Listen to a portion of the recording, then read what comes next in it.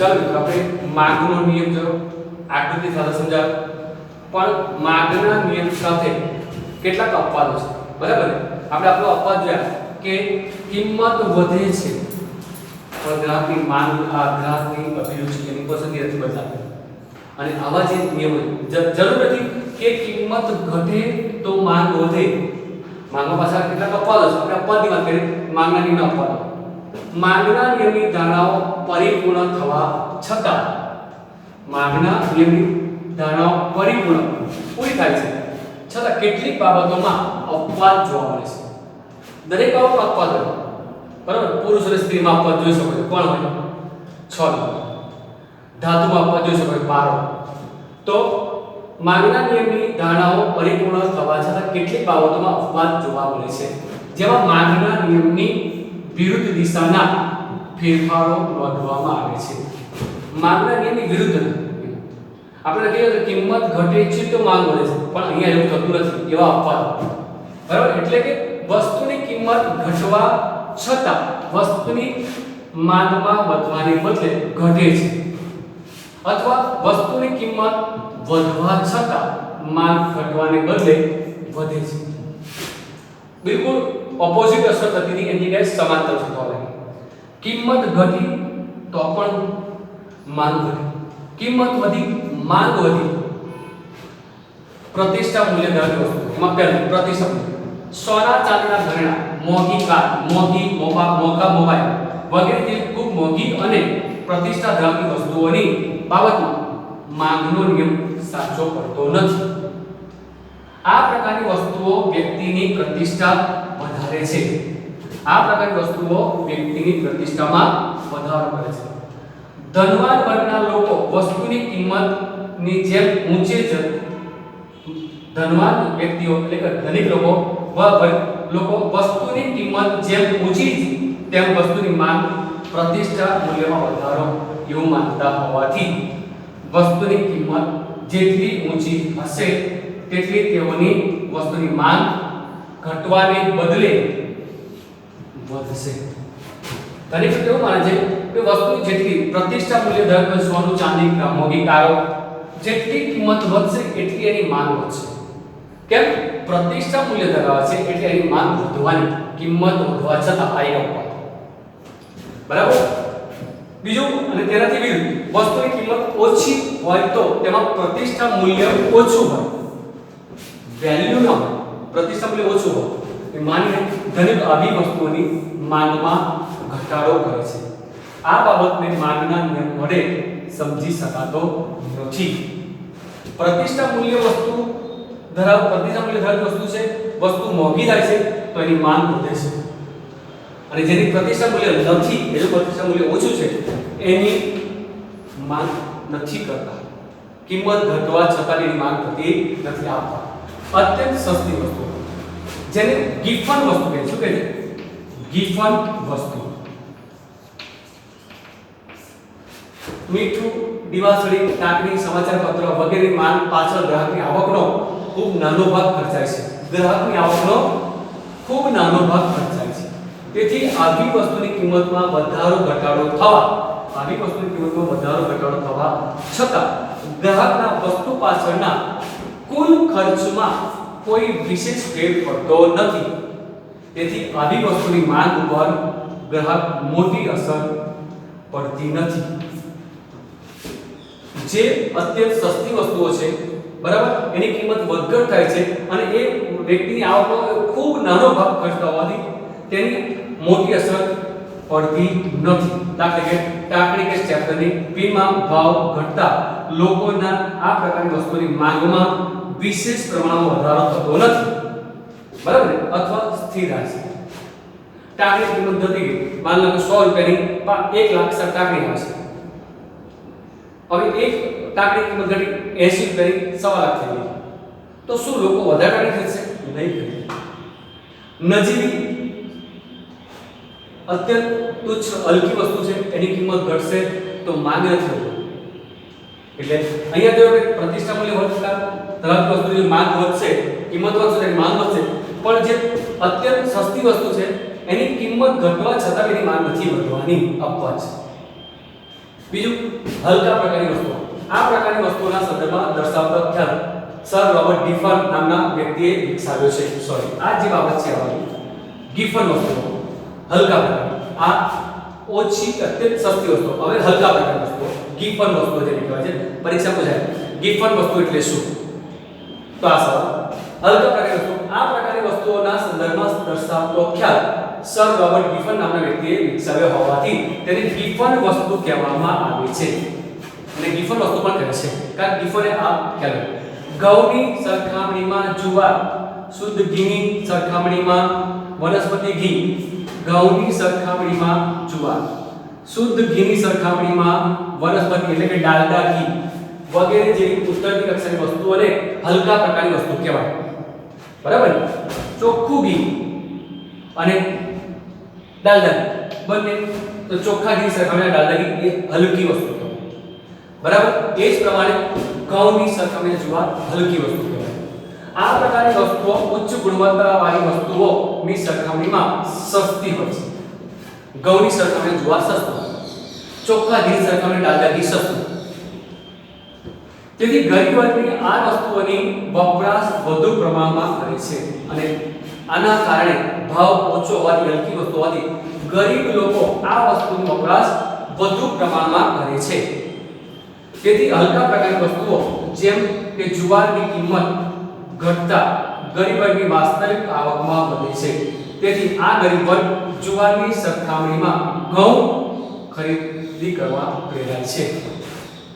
જે ભાવમાં ઘઉં મળે છે, બરાબર, જે ભાવમાં જુવાર મળે છે એ જ ભાવમાં ઘઉં મળતા થાય તો સ્વાભાવિક છે જુવારની માંગ નહીં થાય, એના બદલામાં ગરીબ વ્યક્તિ ઘઉં ખાશે.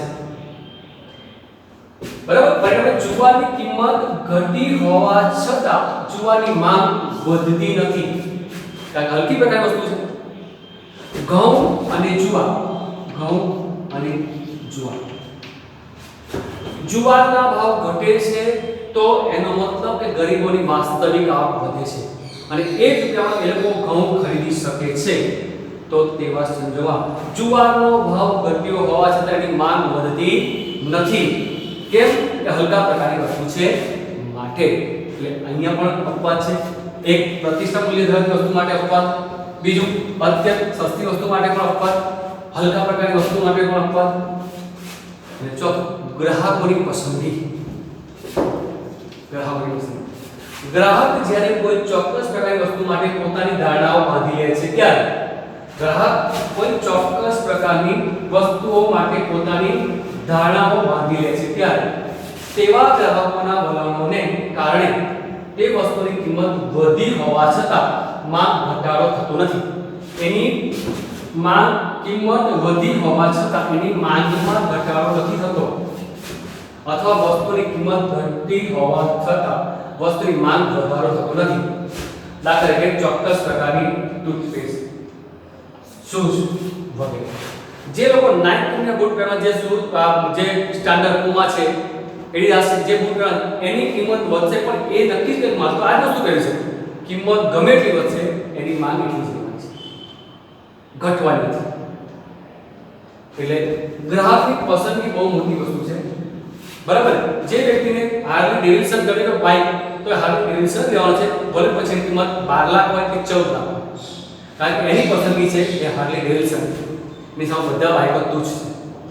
જ્યારે ગ્રાહકની પસંદગીની વાત આવે ત્યારે વસ્તુ મોંઘી હોવા છતાં એના મનથી રાખીને મારે આ વસ્તુ ખરીદી તો એની કિંમત વધે છે, છતાં પણ એની માંગ વધે છે, એ ખરીદનાર વ્યક્તિઓ ખરીદશે.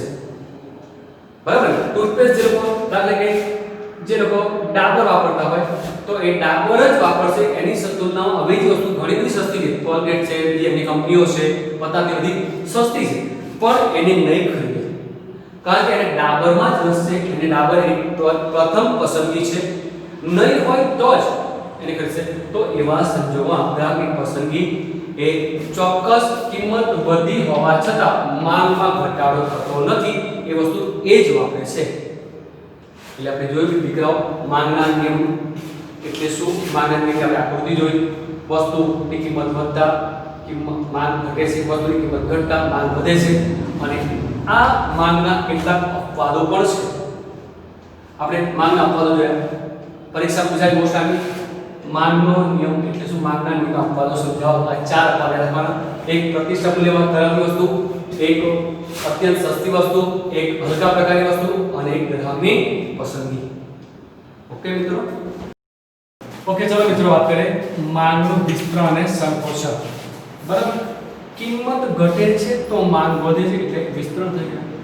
કિંમત વધે છે તો માંગ ઘટે છે અને સંકોચન થયું.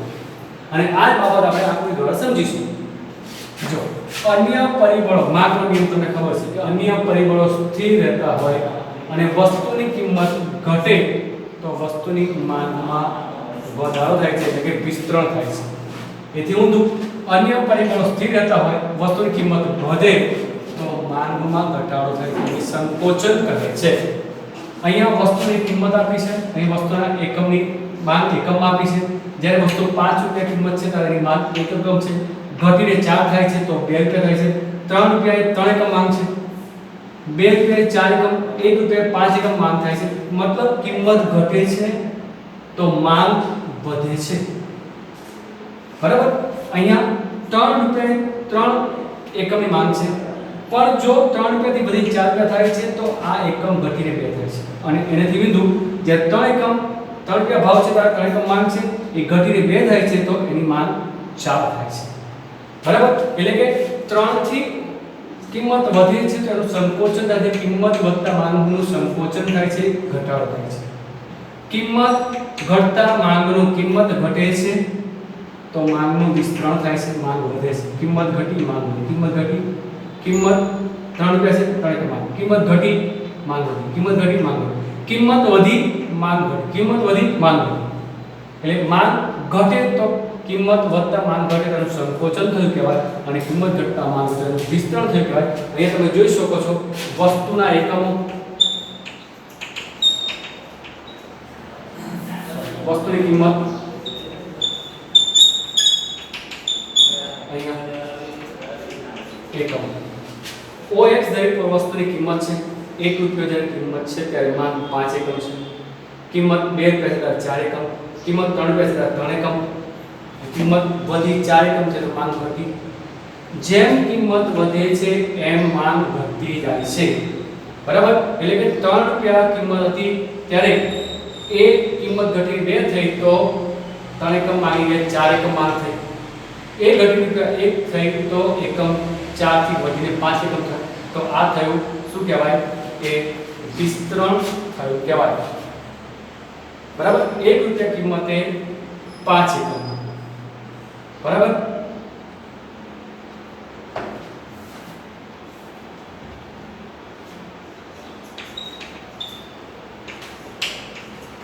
સોરી મિત્રો, અહીંયા એકમ લઈશું, કિંમત લઈશું.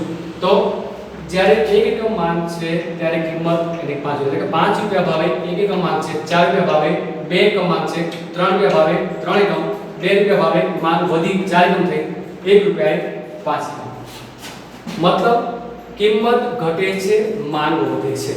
એટલે કે જ્યારે 1 રૂપિયો ભાવ હતો ત્યારે માંગ 5 રૂપિયા. બરાબર. 2 એ 4 અને 3 તમે જોઈ શકો છો 3 એકમ માંગ અને 3 એકમ રૂપિયા ભાવ સરખી છે. પણ જ્યારે કિંમત ઘટે છે ત્યારે માંગ વધે છે. તમે જોઈ શકો. એટલે આ જે માંગ વધી એને શું કહેવાય, કે ઘટી અને સંકોચન અને ઘટી અને વિસ્તરણ કહેવાય. માંગ વધે તો વિસ્તરણ, માંગ ઘટે તો સંકોચન. રાઈટ. અન્ય પરિબળો સ્થિર રહેતા વસ્તુની કિંમત ઘટતા વસ્તુની માંગમાં જે વધારો થાય છે તે માંગનું શું કહેવાય, વિસ્તરણ કહેવાય. અન્ય પરિબળો સ્થિર રહેતા વસ્તુની કિંમત વધે તો વસ્તુની માંગમાં જે ઘટાડો થાય છે તેને માંગનું સંકોચન કહેવાય.